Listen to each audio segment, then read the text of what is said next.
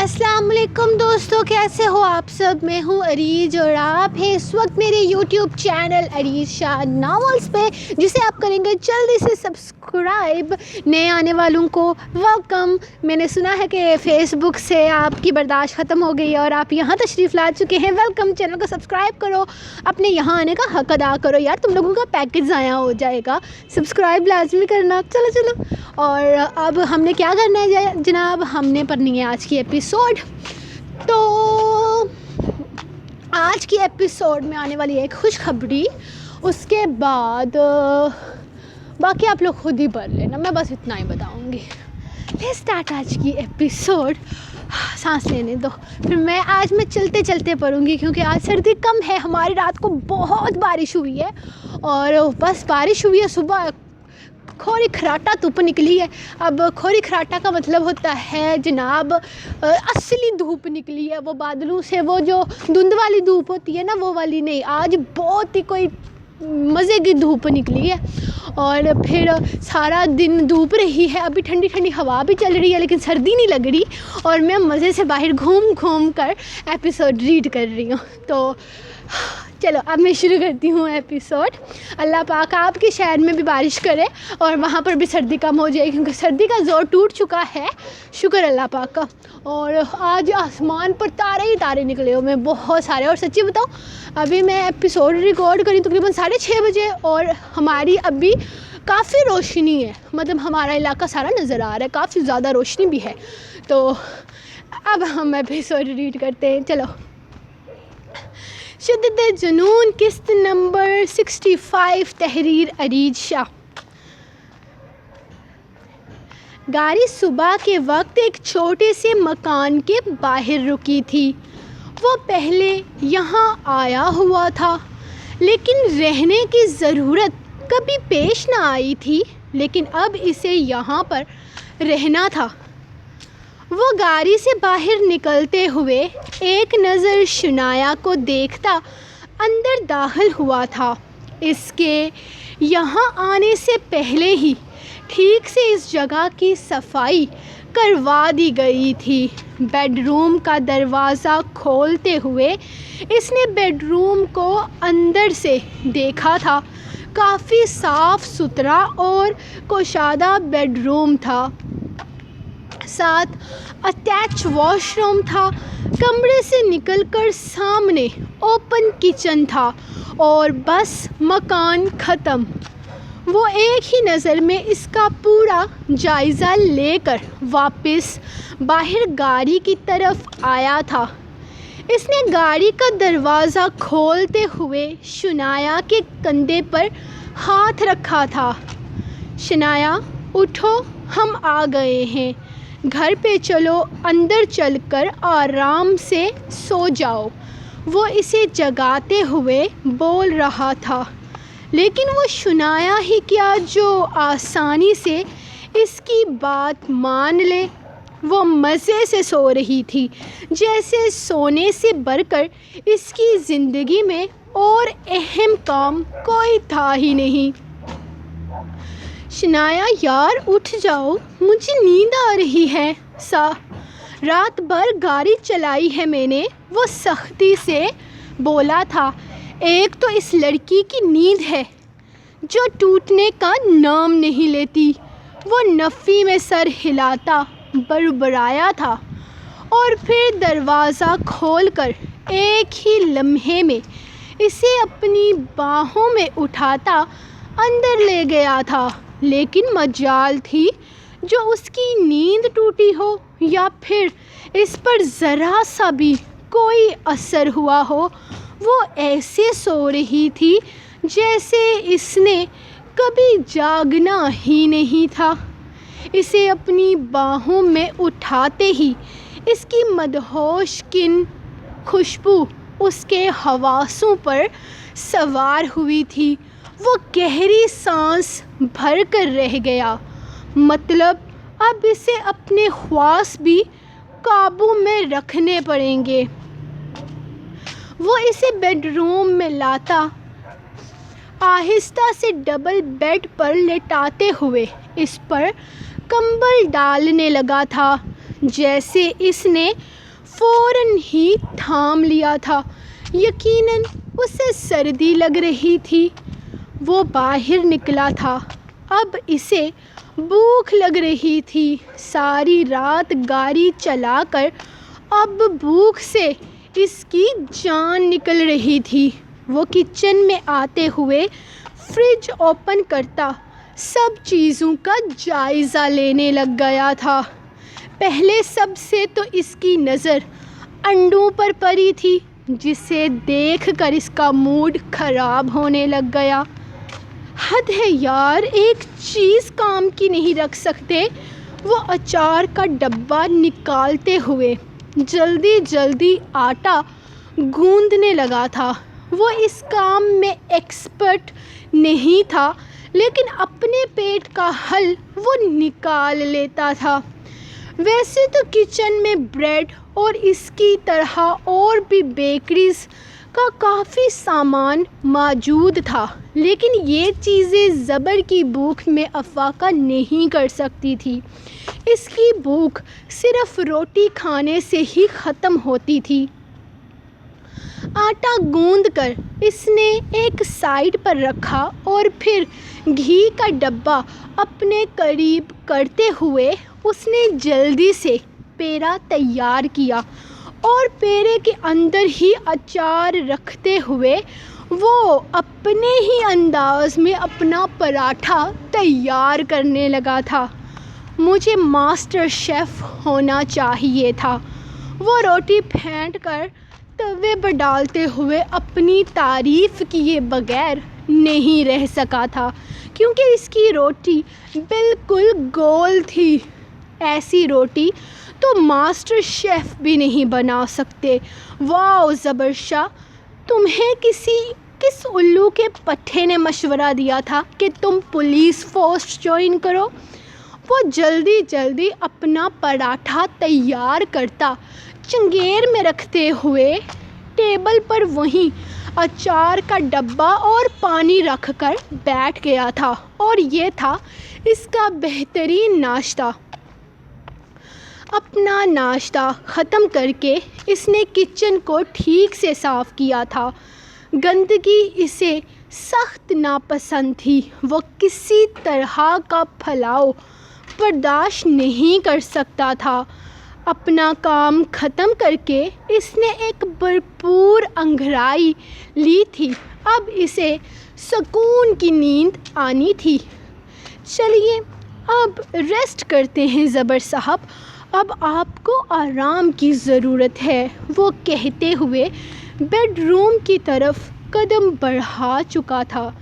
جب بیڈ پر پڑی اس حسین دوشیزہ کو دیکھتے ہوئے اسے یاد آیا تھا کہ وہ ایک قدر معصوم دکھنے والی چالاک بیوی کا شوہر بھی ہے۔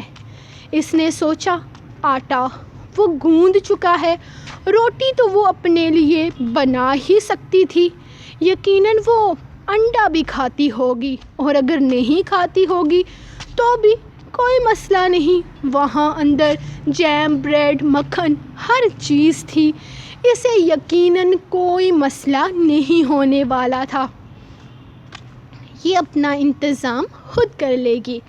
وہ سوچتے ہوئے آ کر اس کے ساتھ ہی تھوڑے فاصلے پر بیڈ پر لیٹ گیا تھا تاکہ اس کی خوشبو اس کے حواس پر اثر نہ کرے، لیکن وہ غلط تھا، کیونکہ وہ بری طرح سے اس کے حواسوں پر سوار ہو رہی تھی۔ نہیں زبر شاہ، وہ اپنے حواس کنٹرول میں رکھو، بچی کو ڈراؤ گے کیا؟ اس نے اپنے دل پر ہاتھ رکھتے ہوئے دھڑکنوں کو کنٹرول کرنا چاہا تھا۔ چہرہ پھیر کر اس نے دوسری طرف نہ دیکھنے کی قسم کھا رکھی تھی، اگر دیکھ لیتا تو شاید وہ مزید خود پر کنٹرول نہیں کر پاتا۔ تمہاری ہی بیوی ہے، اسے تمہارے پاس ہی آنا ہے زبر شاہ، صبر سے کام لو۔ اس نے اپنے دل کو آہستہ آہستہ تھپکا تھا، جیسے سمجھا رہا ہو کسی معصوم بچے کو کہ وہ جلد بازی میں ضد کر رہا ہے اور اس کا دل سینے میں تھر تھرا رہا تھا، ضد کر رہا تھا کہ اسے شنایا زبر شاہ چاہیے۔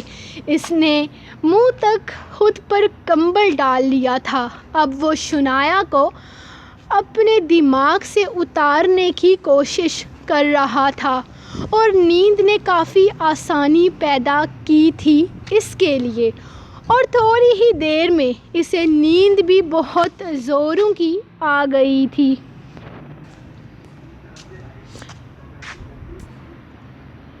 وہ چھوٹے سے صوفے پر کبھی ایک طرف ہو کر فکس ہونے کی کوشش کر رہا تھا تو کبھی دوسری طرف ہو کر، جبکہ ایزا کو کوئی پرواہ نہیں تھی کہ وہ اپنی رات کس طرح سے گزارتا ہے۔ وہ مزے سے آنکھیں بند کر کے سونے کی کوشش کر رہی تھی۔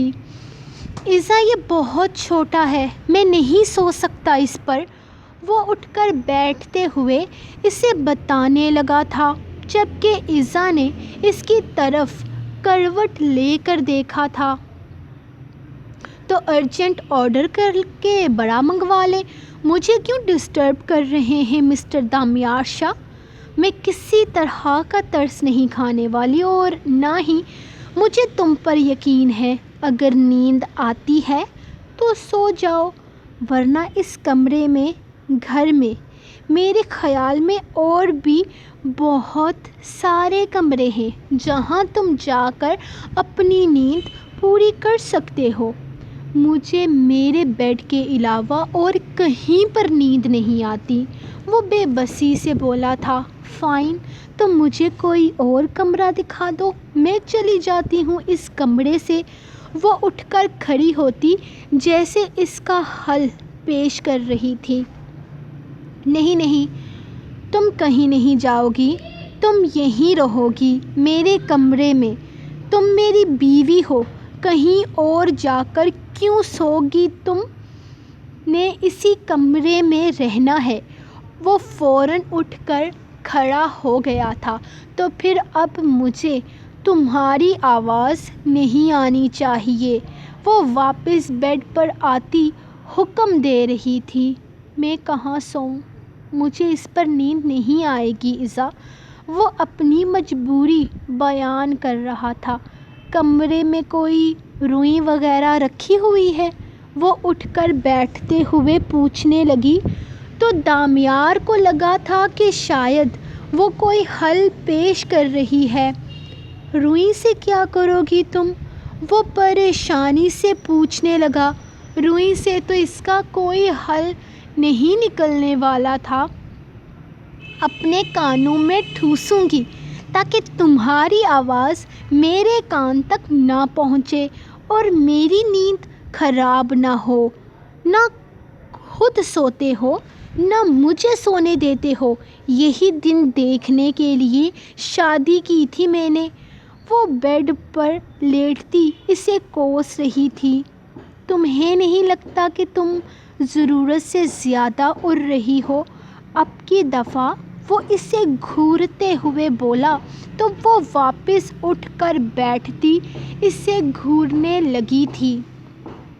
اگر میں زیادہ اڑ رہی ہوں تو طلاق دے کر پر کاٹ دو میرے، وہ اسے دیکھتے ہوئے بولی۔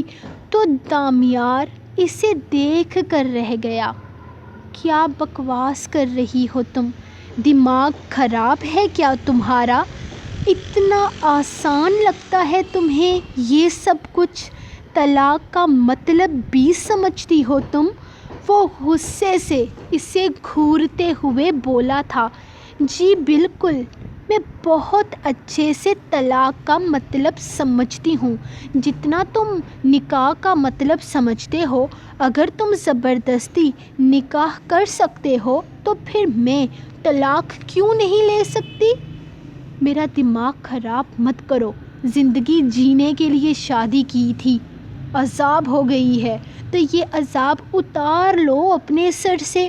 وہ بول ہی رہی تھی جب وہ ایک جھٹکے سے اٹھتا، اس کے بے حد قریب آتے ہوئے اسے اچانک ہی بیڈ پر دھکا دیتا خود اس کے اوپر آ گیا تھا۔ اب اگر تم نے دوبارہ طلاق کا لفظ اپنے منہ سے نکالا نا تو یہیں قبر کھود کر ہمیشہ کے لیے سلا دوں گا۔ شرافت کا مظاہرہ کر رہا ہوں نا تو کرنے دو۔ میری شرافت کو میری کمزوری مت سمجھو، صرف تمہاری مرضی کا انتظار کر رہا ہوں۔ یہ مت سوچنا کہ میں تمہاری دھمکیوں میں آ گیا ہوں۔ یہ جو تم اتنا اترا رہی ہو نا میرے سامنے، یہ میری اجازت ہے، ورنہ اپنی مرضی کرنے سے مجھے کوئی روک نہیں سکتا۔ تمہارے نخرے اٹھا رہا ہوں کیونکہ اچھے لگتے ہیں مجھے، اس لیے نہیں کہ تمہیں ٹھیک نہیں کر سکتا۔ ایک رات میں تمہارے سارے کسبل نکال سکتا ہوں۔ یہ جو تمہیں میں دے رہا ہوں نا ٹائم پیریڈ، میری جان انجوائے کرو اسے، اپنے لیے آنے والا وقت مشکل مت بناؤ، ورنہ میری ایک ایک طرف کا ایسا حساب دینا ہوگا کہ ساری زندگی منہ چھپاتی پھرو گی تم۔ وہ اس کے بازو کو سختی سے اپنے ہاتھ میں قید کیے بولے جا رہا تھا، جبکہ وہ مسلسل اپنا آپ چھڑوانے کی کوشش کر رہی تھی۔ ریلیکس میری جان، ریلیکس، فی الحال میں کچھ نہیں کر رہا ہوں۔ وقت دیا ہے تمہیں اس رشتے کو سمجھنے کے لیے۔ جانتا ہوں میں تمہارے ساتھ بہت غلط کر چکا ہوں، اب مزید میں نہیں کرنا چاہتا، اس لیے مجھے اکسانے کے بجائے اس ٹائم کو انجوائے کرو۔ آئی میری بات سمجھ میں؟ وہ اس کے چہرے کو اپنے ہاتھوں میں قید کیے بولا تھا، جبکہ اپنی جان اس سے چھڑوانے کے لیے وہ صرف ہاں میں سر ہلا پائی تھی۔ گڈ گرل، اب یہاں تک آ ہی گیا ہوں تو میرے خیال میں موقع سے فائدہ اٹھا لینا چاہیے۔ وہ اٹھنے کے بجائے بے باک انداز میں کہتا اس کے لبوں پر اپنے لب رکھ چکا تھا۔ اس اچانک رفتار پر ایزا کی سانس کہیں سینے میں ہی اٹک گئی تھی۔ وہ بنا کسی طرح کی مزاحمت کے یوں ہی اس کے سامنے پڑی تھی، جبکہ وہ آرام سے اپنے لبوں کی پیاس بجھاتا اس کے اوپر سے ہٹتا واپس صوفے پر آ کر لیٹ گیا تھا۔ اس نے کافی دیر تک کوئی حرکت نہیں کی تھی، پھر کافی دیر کے بعد وہ کمبل اپنے چہرے پر ڈال گئی تھی، جبکہ دامیار اسی صوفے پر ایڈجسٹ ہونے کی کوشش میں ساری رات جاگتا رہا تھا۔ شنایا کی آنکھ کھلی تو وہ اس کے بے حد قریب سو رہا تھا، لیکن اس کا چہرہ دوسری طرف تھا۔ یہ میرے بیڈ پر کیوں سو رہا ہے اور میرے روم میں؟ سنیے مسٹر زیر زبر پیش، اٹھیں یہاں سے، یہ میرا بیڈ ہے۔ وہ اس کے کان کے قریب جھکی بول رہی تھی، جس پر وہ بد مزہ ہوتا اپنے کان پر ہاتھ رکھ گیا تھا۔ یقیناً اس کی نیند خراب ہو رہی تھی۔ اوہ ہیلو مسٹر، گدھے گھوڑے بیچ کر سو رہے ہو کیا؟ اٹھو، میرے بیڈ پر کیوں سو رہے ہو؟ اور میرے کمرے میں؟ اس نے بے دہانی میں ایک نظر کمرے پر دہرائی تھی۔ یہ کمرہ تو اس کا تھا ہی نہیں۔ اسے اچانک یاد آیا تھا کہ کل رات وہ اسے اپنے ساتھ لے کر آیا تھا، یعنی کہ وہ اس کا کمرہ تھا۔ وہ کوئی اور کمرہ تھا جس میں یہ آدمی اسے رکھ رہا تھا۔ ہاں، اسے یاد تھا، اس کی جان کو خطرہ تھا۔ اس کے بابا نے اسے اس آدمی کے ساتھ بھیجا تھا اس کی حفاظت کرنے کے لیے۔ ہاں، وہ سب کچھ تو ٹھیک تھا، لیکن مسئلہ یہ تھا کہ یہ اس کے بیڈ پر کیوں سو رہا تھا؟ دیکھیں مسٹر، آپ کو بابا نے میری حفاظت کرنے کے لیے بھیجا ہے، میرے بیڈ پر سونے کے لیے نہیں۔ اٹھ کر اپنے کمرے میں جائیں، وہ اسے جھنجھوڑتے ہوئے بولی تھی۔ یہ اپارٹمنٹ صرف ایک ہی روم کا ہے، اگر تمہیں کوئی اور بیڈ روم نظر آتا ہے تو جا کر سو جاؤ وہاں، اور اب میری نیند خراب مت کرنا۔ وہ غصے سے اسے گھورتا چہرہ پھیر گیا تھا، جبکہ وہ اس کی بات سن کر منہ کھول کر رہ گئی تھی۔ کیا مطلب تھا کہ اس گھر میں صرف ایک ہی بیڈ روم تھا؟ تو پھر وہ کہاں رہے گی؟ یقیناً یہ اسے بے وقوف بنا رہا تھا۔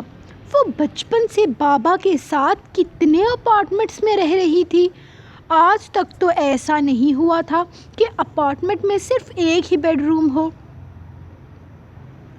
یقیناً یہ اسے الو بنا رہا تھا، اور وہ ہرگز الو نہیں بننے والی تھی۔ وہ اس کے قریب سے اٹھتی جلدی سے بیڈ روم سے باہر نکل گئی تھی۔ لیکن یہ کیا؟ وہ سچ بول رہا تھا۔ یہ اپارٹمنٹ تو صرف ایک ہی نظر میں ختم ہو گیا تھا، اس میں تو سچ میں صرف ایک ہی کمرہ تھا۔ میں کہاں رہوں گی؟ وہ پریشانی سے سوچنے لگی تھی، پھر سوچا کہ وہ بعد میں اس بارے میں سوچے، کیوں نہ پہلے اپنی بھوک کا کوئی انتظام کیا جائے، کیونکہ یہ جو اس کے ساتھ آدمی آیا تھا یہ تو ہرگز اس کے لیے کچھ کھانے کو نہیں لانے والا تھا۔ آ کر اس نے کچن کی طرف جھانکا تو سامنے ہی اسے کھانے کی چیزیں نظر آ گئی تھی۔ وہ ایک گہرا سانس لیتی کچن کے اندر داخل ہوئی تھی۔ سب سے پہلے تو اس نے کھانا کھانا تھا، باقی سب کچھ وہ بعد میں کرنے والی تھی۔ بارک، آپ کہاں رہ گئے تھے؟ میں رات سے آپ کا انتظار کر رہی ہوں۔ رات 3:30 بجے کا وقت تھا جب اسے دروازے کی آواز محسوس ہوئی۔ وہ اٹھ کر بیٹھ گئی تھی، جبکہ بارک ہارے ہوئے قدموں سے اس کے پاس آ کر بیٹھ گیا۔ میں ٹھیک نہیں ہوں زہرش، اس کی گود میں سر رکھتے ہوئے وہ جیسے ہارے ہوئے لہجے میں گویا ہوا۔ بارک، وہ کچھ بول نہیں پائی تھی، اس کا انداز شکست خوردہ تھا۔ بارک، ایسے تو مت کہیں، اب کچھ نہیں ہوگا، آپ بیکار میں پریشان ہو رہے ہیں۔ ایسا ٹھیک ہے، وہ بالکل ٹھیک ہے۔ اپنے گھر پہ ہمیں غلط فہمی ہوئی تھی اور کچھ بھی نہیں۔ تمہیں پتہ ہے اس شہر میں دامیار شاہ کے 4 گھر ہیں، اور ہر گھر میں اس کی طوائفیں آ کر پوری عیش و عشرت سے رہتی ہیں، جو پارٹ ٹائم اس کی بیوی کا رول ادا کرتی ہیں، اور تم کہتی ہو کہ سب کچھ ٹھیک ہو جائے گا۔ یہ 5واں گھر ہے جہاں وہ میری بہن کو لے کر گیا ہے۔ وہ اس کی آنکھوں میں دیکھتے ہوئے بولا تو اب کی دفعہ زہرش کے الفاظ ختم ہو گئے تھے۔ تمہیں کیا لگا سڑکوں پر عیاشیاں کر رہا تھا یا آوارہ گردیاں کر رہا تھا؟ میں اس شخص کی حقیقت جاننے گیا تھا۔ میں جگہ جگہ اس کے بارے میں پوچھ رہا تھا، اس کے بارے میں انفارمیشن لے رہا تھا۔ اسے عورتوں سے زیادہ اور کچھ پسند نہیں ہے۔ ٹھیک ہے زہرش، میری بہن نے بہت بڑی غلطی کی ہے، بہت بڑی غلطی، میں اسے معاف نہیں کر سکتا۔ مجھے اس بات کا افسوس نہیں ہے کہ اس نے میرے ساتھ آنے سے انکار کیا۔ مجھے اس بات کا افسوس ہے کہ دنیا کے ہر اچھے انسان چھوڑ کر اس نے دامیار شاہ جیسے انسان کو چنا، اور مجھے یہ دکھ ختم نہیں ہو رہا زہرش۔ میں قبول نہیں کر پا رہا اسے دامیار شاہ کی بیوی کے روپ میں۔ وہ جیسے پھٹ پڑا تھا۔ وہ کچھ نہیں بول پائی تھی، کچھ بھی نہیں۔ وہ خاموشی سے اسے سن رہی تھی۔ اس نے آنکھیں کھول کر ایک بھرپور انگڑائی لی تھی۔ کل سارا دن ایک ہی پوزیشن میں بیٹھ کر وہ کافی تھک چکی تھی۔ ایک بھرپور نیند لے کر وہ اب پرسکون سی تھی، لیکن پھر اسے عجیب سا بوجھ محسوس ہوا اپنے آپ پر۔ اس نے سوچتے ہوئے اپنے پیٹ کی طرف دیکھا، جہاں دامیار شاہ کا ہاتھ اس کے گرد بندھا ہوا تھا، جبکہ وہ تکیے میں منہ دیے گہری نیند میں سو رہا تھا۔ اس کا چہرہ اسے نظر نہ آیا۔ اس نے غصے سے اس کا بازو اپنے اوپر سے ہٹانا چاہا، لیکن بازو تھا یار جیسے لوہے کا کوئی ڈنڈا تھا جو وہ اٹھا ہی نہیں پا رہی تھی۔ اس کی ساری کوشش ناکام ہو رہی تھی۔ اس کا ہاتھ اسے مزید خود میں جکڑ رہا تھا۔ دامیار شاہ پیچھے ہٹو، تم یہاں کیا کر رہے ہو؟ وہ غصے سے اسے گھورتے ہوئے بولی تھی۔ سو رہا ہوں، نظر نہیں آ رہا؟ تنگ مت کرو مجھے۔ وہ اسی انداز میں جواب دیتا دوبارہ سے لیٹ گیا تھا۔ تمہاری ہمت کیسے ہوئی بیڈ پر آنے کی؟ میں نے تمہیں منع کیا تھا نا یہاں آنے سے۔ تم ایسے کیسے آ سکتے ہو؟ کیا تم… ہاں تم نے منع کیا تھا، اور جتنا میں ہو سکا تمہاری بات پر عمل بھی کر چکا ہوں۔ نہیں آئی مجھے وہاں نیند، کیا کرتا؟ ساری رات کو یہاں آ گیا تھا اور میری نیند پوری نہیں ہوئی ہے تو مجھے ابھی سونے دو۔ وہ تکیے میں منہ دیے پھر سے بولا تھا، جبکہ وہ غصے سے اس کا ہاتھ اپنے اوپر سے ہٹانے کی کوشش میں مصروف تھی۔ عزا مجھے تنگ مت کرو۔ وہ ایک جھٹکے سے اسے سیدھا کرتا اپنے قریب کر چکا تھا، اتنا قریب کہ اسے اپنی گردن پر اس کی گرم سانسوں کا جھلستا ہوا لمس محسوس ہونے لگا۔ وہ کچھ نہیں کہہ رہا تھا، نہ اس کے ساتھ کوئی شرارت کر رہا تھا اور نہ ہی کوئی بے باکی دکھا رہا تھا۔ وہ بس اسے اپنی باہوں میں قید کیے اپنے بے حد قریب رکھے ہوئے تھا، جبکہ اس کا یہ انداز اب عزا کے دل میں خوف پیدا کرنے لگا تھا۔ چھوڑو مجھے عزا، تم… اس کے پھر سے کہنے پر اس نے غصے سے اس کے چہرے پر دیکھا تھا، جہاں موٹے موٹے آنسو اس کی آنکھوں سے بہنے کو بے تاب تھے۔ اس کی آنکھوں میں وہی بے بسی تھی جو اس نے اس دن دیکھی تھی، اور وہ اپنی عزا کو اتنا کمزور کبھی نہیں دیکھنا چاہتا تھا۔ اس نے اگلے ہی لمحے اسے چھوڑ دیا تھا۔ چھوڑتے ہی وہ اس کے قریب سے اٹھ کر باہر نکل گئی تھی، جبکہ وہ کتنی ہی دیر دروازے کو دیکھتا رہا تھا۔ کیا اس کے لیے اگلا سفر مشکل ہونے والا تھا؟ کیا جتنا آسان اس نے یہ سب سمجھا تھا، یہ اتنا آسان نہیں تھا؟ کیا عزا کے دل میں وہ کبھی اپنے لیے محبت پیدا کر پائے گا؟ کیا وہ کبھی بتا پائے گا کہ وہ اس کے لیے اتنی اہم کیوں ہے؟ وہ نیچے آیا تو عزا کو باہر صوفے پر بیٹھے دیکھا تھا۔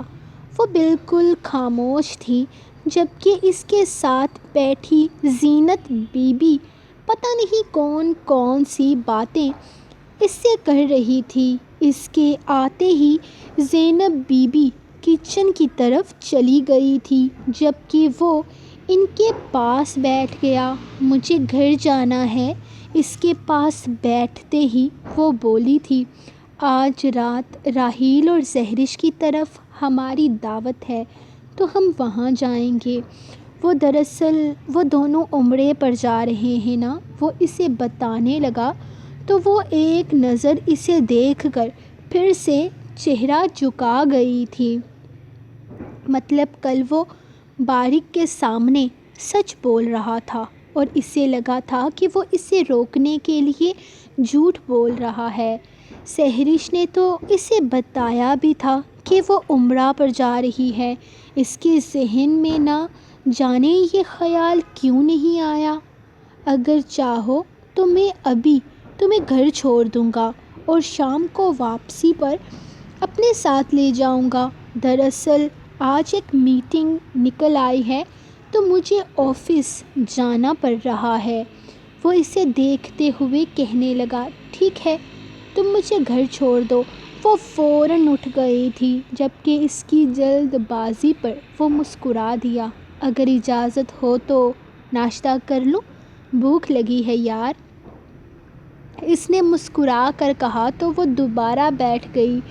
یقیناً تم نے میرا انتظار تو نہیں کیا ہوگا ناشتے کے لیے، تو جاؤ اچھے سے تیار ہو جاؤ۔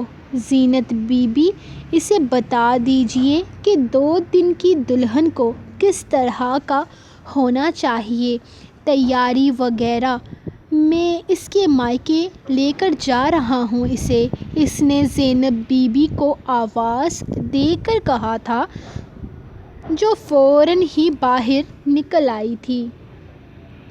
یہ بہت زیادہ نہیں ہو جائے گا؟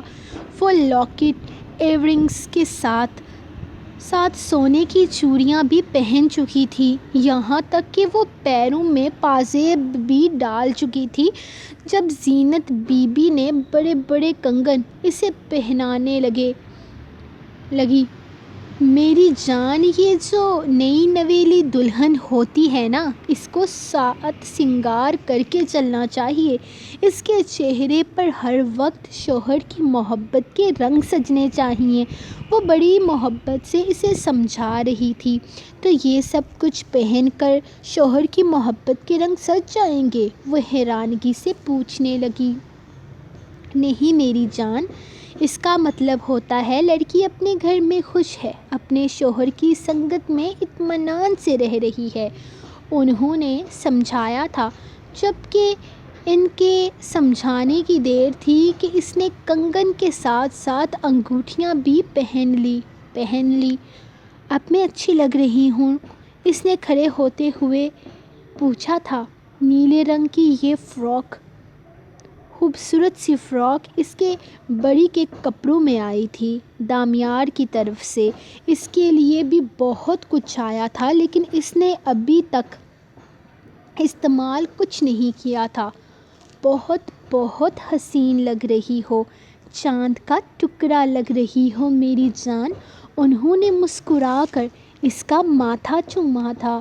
جس طرح کی طبیعت تھی انہیں لگا تھا، جس طرح دامیار کی طبیعت تھی انہیں لگا تھا کہ اس کی بیوی بھی اس ہی کی طرح ہوگی۔ وہ چھوٹی سی معصوم سی لڑکی انہیں ایک ہی دن میں بے حد عزیز ہو گئی تھی۔ چلیں پھر نیچے چلتے ہیں، دامیار ناشتہ کر چکے ہوں گے، اور ان کے نیچے کی طرف جانے لگی، جبکہ وہ بھی اس کے پیچھے ہی نیچے آئی تھی۔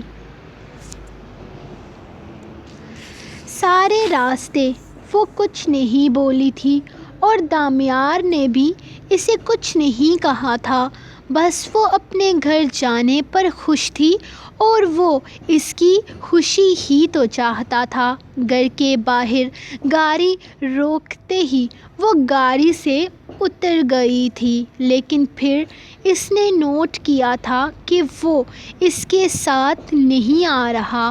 تم جاؤ، میں میٹنگ اٹینڈ کر کے شام کو تمہیں لینے آؤں گا۔ وہ اسے دیکھتے ہوئے بولا تو اس نے فوراً نفی میں سر ہلایا تھا۔ نہیں، ہرگز نہیں، آپ میرے ساتھ آ رہے ہیں۔ میں کسی کے سامنے آپ کا اور اپنا رشتہ شو نہیں کرنا چاہتی۔ آپ میرے ساتھ اندر تک آ رہے ہیں۔ اس نے جیسے حکم دیا تھا۔ دامیار ہلکا سا مسکرا کر گاڑی کا دروازہ کھول چکا تھا جبکہ وہ آگے بڑھ گئی تھی۔ وہ جیسے ہی اندر داخل ہوئی، دامیار باہر نکل رہا تھا۔ اسے دیکھتے ہی اس کے چہرے پر مسکراہٹ آ گئی تھی۔ لیکن باریک نے آگے سے کسی طرح کا کوئی رسپانس شو نہیں کیا تھا۔ سامنے سے اسے دامیار آتا نظر آیا جبکہ وہ دونوں کو اگنور کرتا آگے بڑھ گیا تھا۔ ایزا ایک لمحے کے لیے کچھ بول ہی نہیں پائی جبکہ دامیار ایزا کو دیکھ رہا تھا جو حیرت سے باریک کو جاتے دیکھ رہی تھی۔ اس سے پہلے کہ وہ اسے کچھ کہتی، اندر سے عروش اسے دیکھ کر شور مچا چکی تھی۔ اپنے چہرے پر مسکراہٹ واپس لاتے ہوئے وہ اندر کی طرف ہاتھ قدم بڑھا چکی تھی سب سے ملنے کے لیے۔ وہ اپنے آپ کو بہت خوش شو کر رہی تھی۔ ماما، بابا، چاچا، چاچی، دادی، سب لوگوں کے چہرے پر مسکراہٹ تھی۔ وہ ایسے ہی چہک رہی تھی جیسے ہمیشہ سے چہکتی تھی۔ اس نے کسی پر بھی اپنا آپ شو نہیں کیا تھا۔ شہیر رسماً سا دامیار سے ملا تھا جبکہ اپنی بہن کو کتنی ہی دیر وہ سینے سے لگائے کھڑا رہا تھا۔ زہرش اس سے بالکل ٹھیک ملی تھی اور اب اس کے پاس بیٹھی باتیں کر رہی تھی، یعنی کہ باریک کے علاوہ شاید کوئی بھی اس سے ناراض نہیں تھا، لیکن باریک ناراض تھا۔ یہ اس کے لیے کوئی چھوٹی سی بات نہیں تھی۔ تو کیا وہ کل والی بات پر برا منا گیا تھا یا شاید کچھ اور؟ وہ جتنا سوچ رہی تھی اس کا دل اتنا ہی گھبرا رہا تھا۔ وہ اپنے بھائی کو ناراض کر کے کیسے خوش رہ سکتی تھی؟ وہ اپنی ہی سوچ میں مگن تھی جبکہ نمرا سر سے پیر تک اسے دیکھ رہی تھی۔ اس کی آنکھوں میں عجیب سی جلن تھی جبکہ پھپھو کا بھی ایسا ہی حال تھا۔ پھپھو اسے پسند نہیں کرتی تھی کیونکہ نمرا اور باریک کی شادی نہ ہونے کے پیچھے کہیں نہ کہیں وجہ وہی تھی۔ اس نے ہی تو کہا تھا باریک سے کہ مجھے نمرا کو اپنی بھابھی نہیں بنانا، اور باریک کے منہ پر ایسی نہ لگی تھی کہ وہ کسی کے بھی کہنے سے ہاں میں نہ بدلی، اور وہ خود بھی پھپھو کو پسند نہیں کرتی تھی، اور یہ بات خاندان کے سب لوگ جانتے تھے۔ پھپھو کوئی 10 دفعہ تو اس کے لیے اپنے دیور کے بیٹے علیان کا رشتہ لا چکی تھی لیکن وہ ہر دفعہ انکار کر دیتی، اور اب سارے خاندان میں یہ بات پھیل چکی تھی کہ ایزا نے خود اپنی مرضی سے دامیار شاہ سے شادی کی تھی۔ بیٹا جی، جب گھر میں کوئی مہمان آتا ہے نا تو اسے چائے پانی کا پوچھا جاتا ہے، اس کے گرد جھرمٹ بنا کر نہیں بیٹھا جاتا۔ انہوں نے عروش اور زہرش کو گھورتے ہوئے کہا تو وہ دونوں شرمندہ ہو کر اٹھ گئی تھیں۔ سب کچھ تیار ہے بلقیس، وہ ایزا سے باتیں کرنے کے لیے بیٹھی ہیں تو بیٹھی رہنے دو نا، بچیوں کو ملازم ہے نا کام کرنے کے لیے، دادی نے غصے سے ٹوک دیا۔ لو جی، میں نے کیا غلط کر دیا، بس سکھا ہی تو رہی ہوں۔ اب دیکھو، دامیار گھر کا اکلوتا جمائی بنا کچھ کھائے پیے چلا گیا اور وہ ابھی بول ہی رہی تھی جب کچن کے دروازے سے اندر داخل ہوتی عروش چکرا کر گرنے ہی لگی تھی کہ زہرش نے اسے تھام لیا، جبکہ ایزا اسے گرتے دیکھ فوراً سب کے قریب سے اٹھ کر ادھر چلی گئی تھی۔ شکر تھا کسی کا بھی دھیان اس طرف نہیں گیا تھا۔ عروش، تم ٹھیک ہو نا؟ تمہیں کہیں لگی تو نہیں؟ وہ اس کے پاس آتے ہوئے اس سے پوچھنے لگی تھی۔ جب اس نے نفی میں سر ہلایا، اس کے چہرے پر ایک خوبصورت سی مسکراہٹ تھی جسے دیکھتے ہوئے عروش تھوڑی حیران ہوئی۔ تم گرنے والی تھی، اس میں خوش ہونے والی کوئی بات نہیں ہے، تمہاری کوئی ہڈی ٹوٹ سکتی تھی۔ ایزا نے جیسے اسے احساس دلایا تھا، نہیں ہوتا کچھ بھی، اور ویسے بھی نا کچھ دنوں سے سر ضرورت سے زیادہ گھوم رہا ہے میرا، اور اس میں خوشی سے ناچنے والی بات ہے۔ اسے مسکراتے دیکھ وہ پھر سے بولی تو زہرش اسے اگنور کرتی عروش کا چہرہ اپنی طرف پھیر چکی تھی۔ ہو سکتا ہے خوشی والی بات ہو، ابھی میں نے چیک اپ نہیں کروایا، وہ بولتے ہوئے پھر سر جھکا گئی تو جہاں ایزا کا منہ کھل گیا وہیں زہرش خوشی سے اسے اپنے ساتھ لگا چکی تھی۔ تو پھر چیک اپ کب کرواؤ گی؟ جب بیبی دنیا میں آ جائے گا، وہ اتنی اونچی آواز میں بولی کہ کچن کے دروازے سے اندر داخل ہوتے شعیر نے اس کی بات کو پوری توجہ سے سنا تھا۔ کہیں آپ لوگ یہ تو نہیں کہنا چاہتے کہ میں پاپا بننے والا ہوں؟ وہ ایزا کا سر ایک طرف کرتا عروش کے چہرے کے قریب جھکا تھا۔ وہ تو آپ اسے اپنے ساتھ لے کر جائیں گے تو پتہ چلے گا نا۔ میڈم نے ابھی تک اپنا چیک اپ نہیں کروایا ہے، صرف انہیں شک ہو رہا ہے۔ اب کی دفعہ زہرش نے شعیر کا سر پیچھے کرتے ہوئے اسے بتایا تھا۔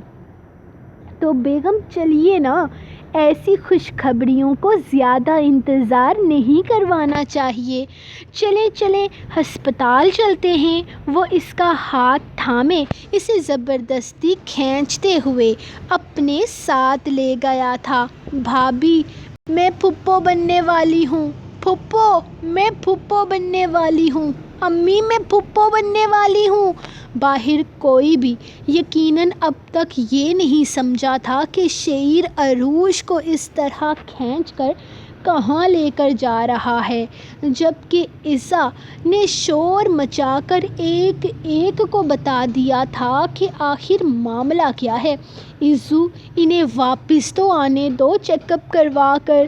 عروش اس کے پیچھے آتے ہوئے کہنے لگی۔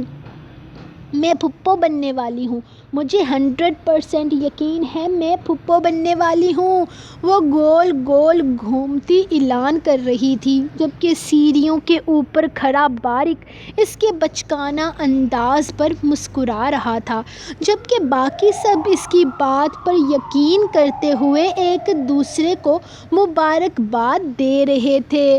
سو گائز، یہ تھی آپ لوگوں کی آج کی ایپیسوڈ۔ گائز، سب سے پہلے تو آپ نے ہمارے چینل ارید شاہ ناولز کو سبسکرائب کرنا ہے، اس کے بعد اس والی ویڈیو کو لائک کرنا ہے، اور ایپیسوڈ کے لحاظ سے اچھا سا ریویو مجھے کامنٹ سیکشن میں دیں۔ کل کی ایپیسوڈ 1000 کامنٹس پر آئے گی، اور میں سیریس ہوں۔ ایپیسوڈ پڑھ کر بھاگنے والوں، مجھے بھی سردی لگتی ہے، ذرا رضائی سے ہاتھ باہر نکال کر ایک اچھا سا کامنٹ ہی لکھ دو۔ میں ملوں گی آپ کو کل نیکسٹ ایپیسوڈ کے ساتھ، تب تک کے لیے اپنی رائٹر کو دیں اجازت اور دعاؤں میں یاد رکھیں۔ اللہ حافظ۔